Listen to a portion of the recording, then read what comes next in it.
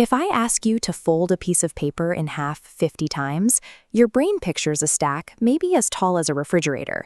The reality of geometric progression means that by the 50th fold, the stack would reach all the way to the sun. This curve shows exactly how that math plays out. We expect proportional results, that small causes have small effects. But in an epidemic, tiny, almost invisible changes create massive, sudden spikes. Look at the Hush Puppy shoe revival of the mid-90s. By 1994, the brand was selling around 30,000 pairs a year to backwoods outlets.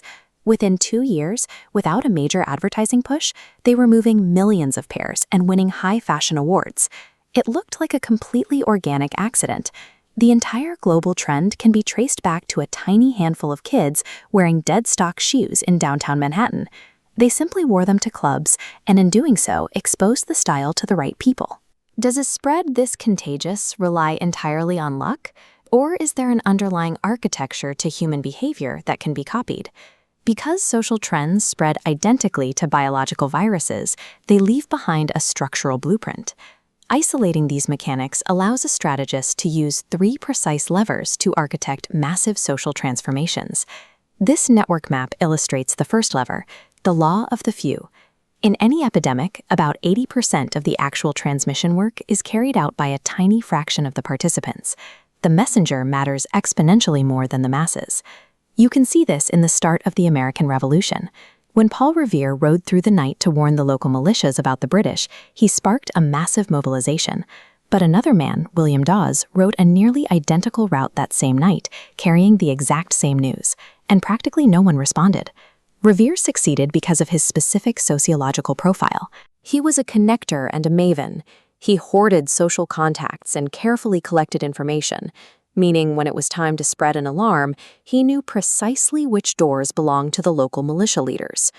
Dawes put in the exact same mileage, but he was an ordinary guy without that hyper-connected Rolodex.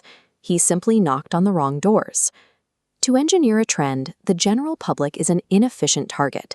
Success depends on locating the rare, hyper-connected information brokers and handing them your idea.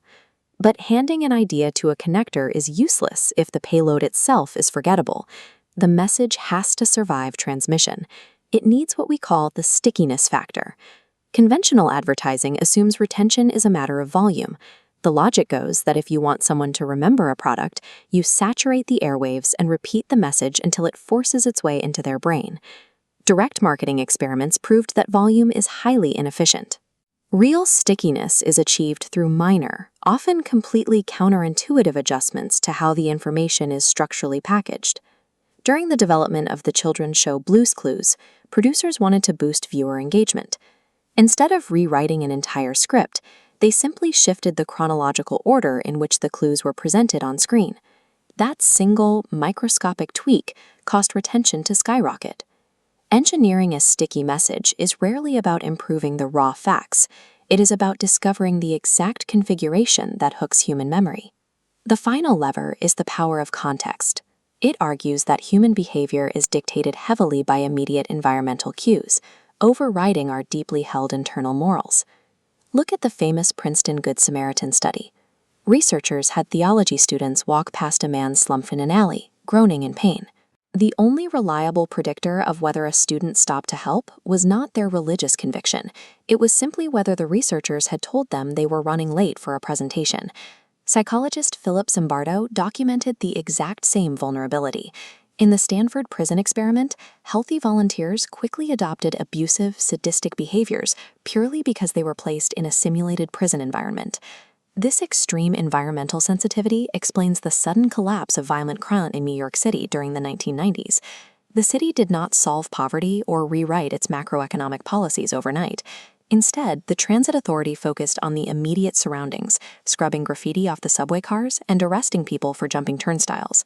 Cleaning up the visual decay sent an immediate subconscious signal to criminals that order had returned. That micro-level environmental cue rippled outward, halting the entire violent crime epidemic. You do not need to solve deep psychological pathology or structural inequities to change behavior. You only need to alter the immediate context. So what exactly happens when you intentionally combine the messenger, the stickiness, and the context to synthesize an outbreak? You get the San Diego Breast Cancer Awareness Campaign. Health officials couldn't get women to attend educational seminars, so they moved the entire operation out of sterile clinics and directly into local beauty salons. First, they utilized the law of the few. Hairstylists are natural connectors. They hold deep social trust and converse with dozens of different people every single day. Next, they mastered stickiness and context. They ditched the dry medical pamphlets and translated the health advice into casual salon gossip. They delivered this sticky information exactly while the women were relaxed, captive, and receptive in the styling chair. The awareness campaign exploded. A tipping point is exactly that. The specific moment an unexpected change crosses a threshold and becomes a mathematical certainty. Identifying the rare human connectors, engineering the stickiness of a message, and hacking the immediate context provides a specific playbook for change. These are the tools that allow a small movement to bypass the masses and tip the world.